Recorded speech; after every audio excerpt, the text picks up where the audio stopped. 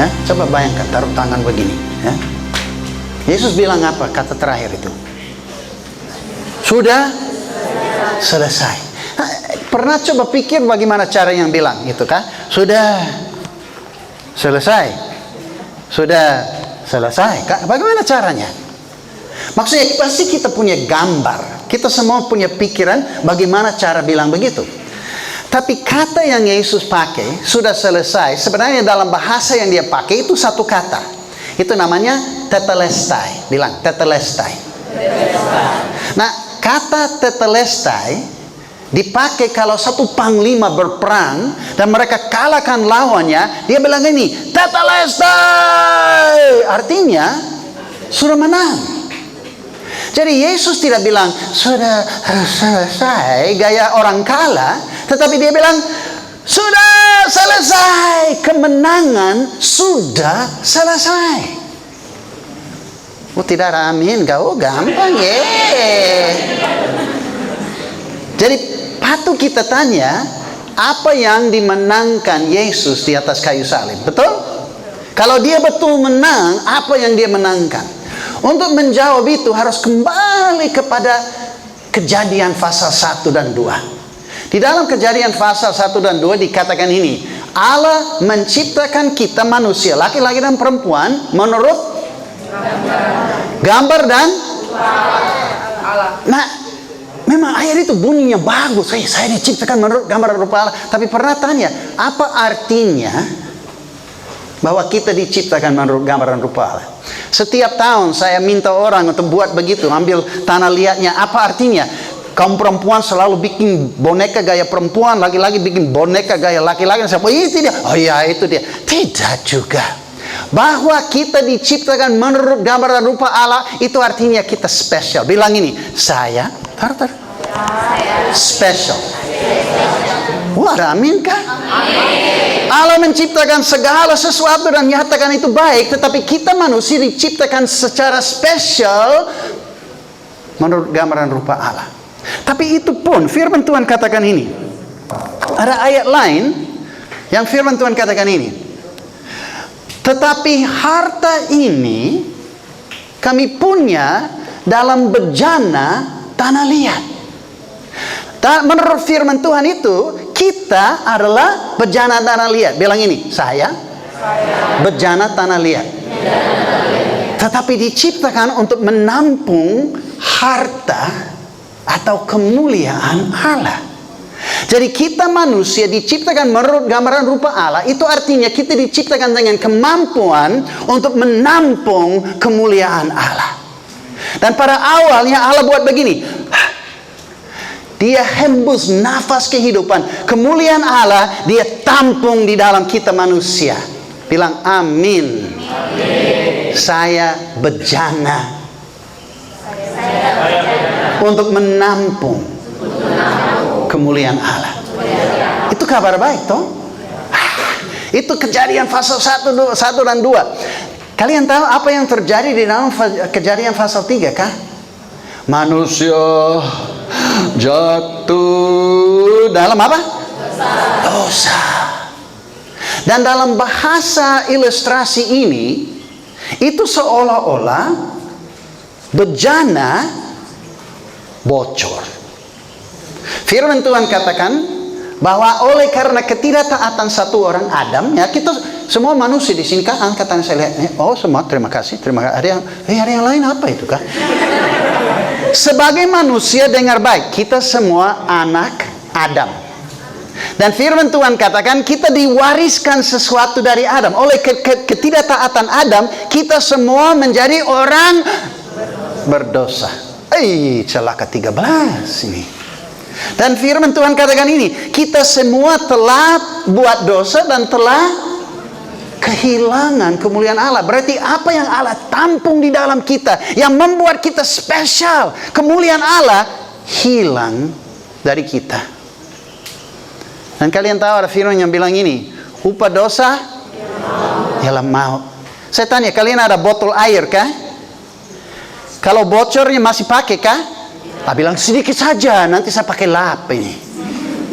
Kalau ada botol yang bocor buat apa?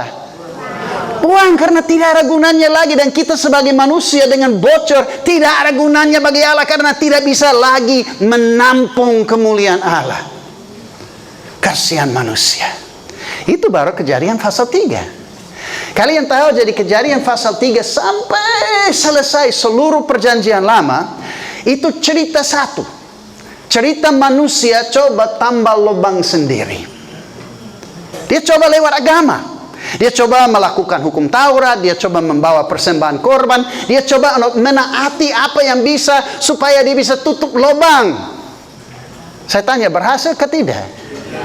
Akhir dari perjanjian lama, semua manusia masih berlubang, masih bocor. Kenapa? Karena Allah tidak memberi agama untuk menyelamatkan. Sebenarnya firman Tuhan bilang ini, karena begitu besar kasih Allah akan, sehingga supaya siapa yang percaya kepada Dia tidak binasa, melainkan. Berarti Allah tidak memberi agama untuk menyelamatkan. Agama hanya menyatakan bahwa kita orang berdosa. Tetapi Allah harus dengan kasih-Nya mengutus seorang lain, namanya Yesus. Allah mengasihi manusia yang bocor, jadi Dia mengutus Yesus. Nah, kita kembali lagi. Jadi apa yang Yesus menangkan di atas kayu salib? 3 hal. Siap? Yang pertama yang Yesus buat di atas kayu salib, menangkan, namanya penebusan. Oke? Apa artinya penebusan? Waktu Yohanes Pembaptis melihat Yesus, dia katakan, lihatlah anak domba Allah yang menghapus dosa dunia. Wah. Kalian tahu di dalam perjanjian lama, ini adalah Allah, ini adalah manusia. Dan di antaranya ada satu tembok besar namanya dosa. Jadi manusia tidak bisa bersekutu dengan Allah karena kita orang berdosa. Jadi di atas kayu salib, anak domba Allah Yesus menghapus dosa dunia. Jadi tembok itu dihapus, diruntuhkan. Saya tanya, sekarang perjanjian baru ada Allah, ada manusia, apa yang ada di antaranya? Apa? Yesus katakan ini, akulah jalan, kebenaran, dan tidak seorang datang kepada Bapa kalau tidak melalui aku. Ada pintu, tidak ada tembok namanya dosa, ada pintu namanya Yesus, karena Yesus sudah menghapus dosa dunia dan Dia sudah tutup lubang namanya dosa. Amin. Oh, terima kasih, ada amin. 1, 2 begitu saja. Yesus menghapus dosa dunia. Waktu kita berdiri di hadapan Allah, kita tidak lagi tanggung jawab sebagai anak Adam, orang berdosa. Karena Yesus sudah menghapus dosa. Dia menjadi pintu, satu-satunya pintu untuk masuk surga. Hal yang kedua yang Yesus buat disebut pembenaran. Ini semua kata-kata panjang. Saya tidak tahu kenapa kita dalam teologi suka kata-kata panjang sekali ini. Pokoknya pembenaran. Saya kasih ilustrasi. Oke? Berapa banyak pemain di tim Persipura? 11. Kalian tidak tahu. Ini masih ada banyak lagi. Siapa lagi? Bilang saja 20-an. Toh? Oke, 20-an. Kalau dalam satu kali main, hanya 11 pemain inti yang main, dan mereka menang, bagaimana yang duduk di bangku cadangan? Mereka pemenang ke tidak? Menang. Tapi tidak main. Kenapa mereka pemenang? Oh, satu tim. Nah, dengar baik. Dulu, ya, manusia, hai manusia, kita sebagai anak Adam lawan dosa dan iblis, dia kalah, kita semua orang berdosa. Mengertinya? Satu tim dengan Adam, kita orang semua berdosa. Sekarang, Yesus yang lawan iblis dan dosa, Yesus yang menang. Kita ada di dalam tim Yesus, kita lebih dari pemenang. Kata kunci di sini, diperhitungkan. Benar. Saya tidak main. Kalau kau main, kita kalah. Siapa di sini berani mau melawan iblis dan dosa? Tidak ada, toh? Yesus kalahkan, kita duduk di bangku cadangan, selesai pertandingan, karena tim Yesus. Itu namanya pembenaran. Yang ketiga, kata lebih panjang lagi. Diperdamaikan. Hei, apa artinya diperdamaikan? Pokoknya, kalau damai artinya sebelumnya tidak damai, toh? Jadi waktu manusia berdosa, dia dihalaukan dari hadapan Allah. Ya? Jadi dia tidak bisa bersekutu. Firman Tuhan bilang, kita dipisahkan Allah oleh dosa, oleh pelanggarannya.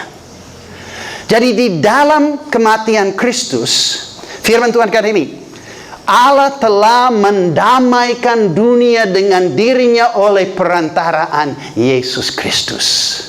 Pernah ada seteru dengan teman, tahu? Orang damai, sudah damai begitu sudah. Itu yang Yesus buat dengan kita, dengan Allah. Tidak ada lagi seteru dengan Allah karena Yesus telah damaikan kita dengan Dia. Amin. Dan kalian tahu ayat itu bilang ini. Dan inilah berita. Pendamaian ini adalah berita yang Dia titip dengan kita untuk kasih tahu orang lain. Awal kita baik. Bejana spesial untuk menampung kemuliaan Allah. Oleh karena dosa Adam, kita semua bocor. Tidak bisa menampung kemuliaan Allah. Hilang kemuliaan Allah itu. Tetapi oleh karya Kristus di atas kayu salib, sudah selesai. Segala sesuatu yang kita perlu untuk masuk surga, beres, selesai. Tembok itu sudah runtuh. Yesus menjadi pintu. Tapi jangan terlalu tepuk tangan dulu. Karena walaupun semua yang Yesus buat di atas kayu salib, coba lihat. Bejana sudah baik, tapi bejana masih kosong. Pada awal Allah buat apa? Allah yang hembus nafas kehidupan di dalam kita. Sekarang bejana sudah baik tapi kosong. Tapi Yesus buat begini. Itu bunyi apa? Ketuk toh? Firman katakan ini, aku berdiri di pintu dan aku ketuk. Siapa yang buka pintu, aku akan masuk di dalamnya. Ada istilah yang kami selalu tanya orang, sudah terima Yesus ke tidak? Apa yang kau buat yang terima Yesus adalah you buka pintu hati dan undang Yesus masuk. Kalian tahu apa yang terjadi saat kau buka pintu hatimu? Kau pindah dari keluarga Adam ke keluarga Allah. Kau pindah dari orang berdosa yang kau terima dari Adam kepada orang benar yang kau terima dari Yesus. Kau pindah dari maut ke kehidupan. Dan saat itu, ya, kalian pernah masukkan surat, tahu? Kalau tidak ada cap itu tidak resmi. Betul toh? Kadang-kadang meterai juga, meterai 10.000 dan lain-lain. Pokoknya ini, waktu kau buka pintu menerima Yesus, kau dicap dengan Roh Kudus. Roh Kudus mendiami hidupmu seperti bait Allah. Dan oleh Roh Kudus kau bisa berseru, Abba, Bapa. Kalian mengerti? Oleh karena Adam, kita semua menjadi orang berdosa, bocor. Oleh karena Yesus, bejana sudah baik. Tetapi sekarang keputusan ada di kita. Kalau kita mau menerima kembali kemuliaan Allah, roh Allah. Kalau kita mau pindah dari keluarga Adam ke keluarga Allah, pindah dari orang berdosa pindah kepada orang benar, pindah dari maut ke kehidupan. Dengar baik lagi.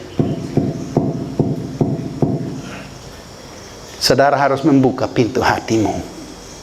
Tidak ada jalan lain. Tidak ada nama lain yang diberikan di bawah kolong langit ini yang olehnya kita menerima keselamatan. Hanya nama Yesus. Kalau kau andalkan keluargamu, oh bapak saya majelis, bapak tidak. Oh saya ke gereja di sini dan gereja di sana, oh tidak. Oh saya agama ini, tidak. Yesus adalah satu-satunya pintu yang olehnya kita masuk kepada Allah Bapa.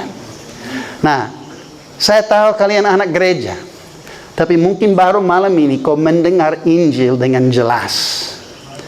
Kita begini, diciptakan baik oleh dosa, bocor. Yesus mati untuk tutup semua. Sekarang kita yang harus membalas. Apakah kita mau menerima dia? Ketidak, itu keputusan ada di kita. Jadi saya mau berdoa buat kita. Mungkin sebentar kalau ada yang mau didoakan, kami ada beberapa konselor. Tapi saya tanya, cukup jelas ke tidak? Cukup jelas ke tidak? Kalau kau andalkan agama, itu tidak bisa menutup. Agama tidak diberi untuk keselamatan. Hanya Yesus. Jadi kalau kau andalkan sesuatu selain Yesus, itu jalur salah. Itu pintu yang salah. Yesus satu-satunya pintu untuk masuk kepada Bapa. Izinkan Bapak berdoa.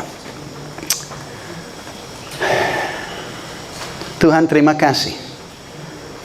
Kami sadar bahwa oleh ketidaktaatan Adam, kami semua menjadi orang berdosa, dan upah dosa ialah maut.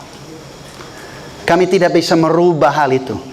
Tetapi karena kasih-Mu, Engkau mengutus Yesus. Yesus di atas kayu salib sudah menebus dosa, sudah membenarkan dan memberdamaikan kami. Supaya bejana sudah baik, kami spesial lagi mampu menampung kemuliaan Allah. Tetapi sekarang, tidak seperti Kejadian 1 di mana Allah menghembus nafas kehidupan di dalam kami. Kami harus membuka pintu hati. Menerima Yesus masuk di dalam. Disitulah semua berubah. Pindah dari keluarga Adam ke keluarga Allah. Pindah dari orang berdosa menjadi orang benar. Pindah dari maut ke kehidupan. Dan dicapung dengan kuat kuasa-Mu, yaitu Roh Kudus. Bapak, semoga malam ini kalau firman jelas, orang yang masih ragu malam ini akan mengambil keputusan untuk membuka pintu hati dan terima Yesus. Terima kasih Tuhan. Inilah doa kami. Dalam nama Yesus kami berdoa. Amin.